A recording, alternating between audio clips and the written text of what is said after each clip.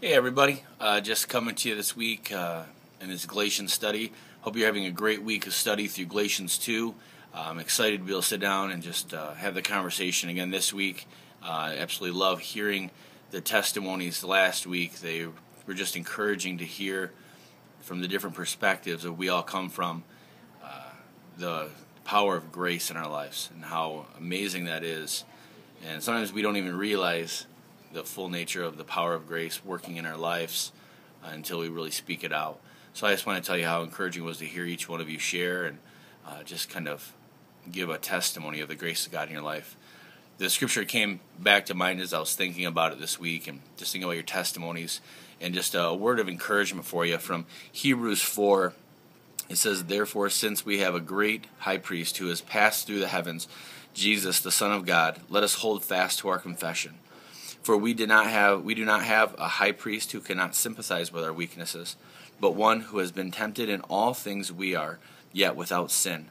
Therefore, let us draw near with boldness and confidence to the throne of grace, so that we may receive mercy and find grace to help in the times of need."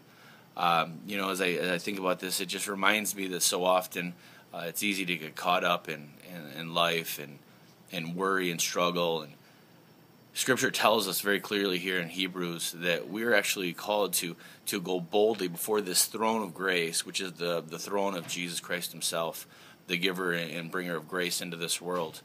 And that we are told that we can not only obtain mercy there, but in the same case, we can also find grace to do those things he's called us to do. In the times of need, we can actually have that grace instilled in us. So in a circumstance you're dealing with this week, if you're dealing with something that just seems bigger than you are, it probably is, but it's not bigger than God. And I want to encourage you to go before the throne of grace boldly and just to declare, Lord, I know that you have called me where I am, and I just ask for the grace in this moment to do what you've called me to do, because grace isn't simply something that saves us. Grace is also something that empowers us to do what God has called. And that's why every morning I just ask God in my prayers that, God, today, just give me the grace for what you have today, because every day is a new adventure, and every new adventure needs a new measure of grace.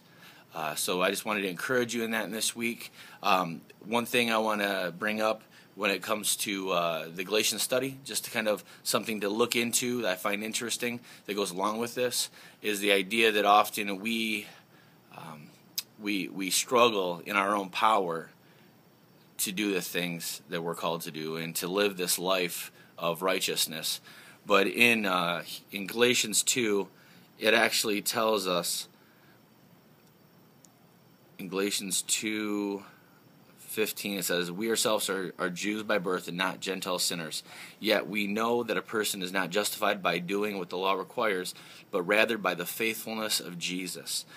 We too have believed in the Messiah, Jesus, so that we might be justified by the faithfulness of the Messiah, and not by the law and its requirements. For no human is justified by doing what the law requires." I love this scripture because it reminds me when I read it that in those times I feel like I'm working really hard and somehow doing it on my own power, I have to step back and remember that everything I do, everything I am, is completely reliant on the faithfulness of Jesus. If you had a time this week where you had a screw up, a mess up, a trip in this walk, don't pick yourself up on your own bootstraps. Don't try on your own power to do it, but take a step back and to say, you know what? I only walk this by the faithfulness of Jesus. When I become unfaithful, he becomes even more faithful. He holds, carries me, he walks with me, and by his faithfulness, I can accomplish all things. So that's something to think about as we come into this study, but two phrases for you this week. Anytime you have something going on, remind yourself and speak it aloud, by the grace of God, this will happen. And number 2, by the faithfulness of Jesus, he will carry me through. Just some thoughts to think about. I hope you have a great week, and I'll see you on Sunday. Be blessed.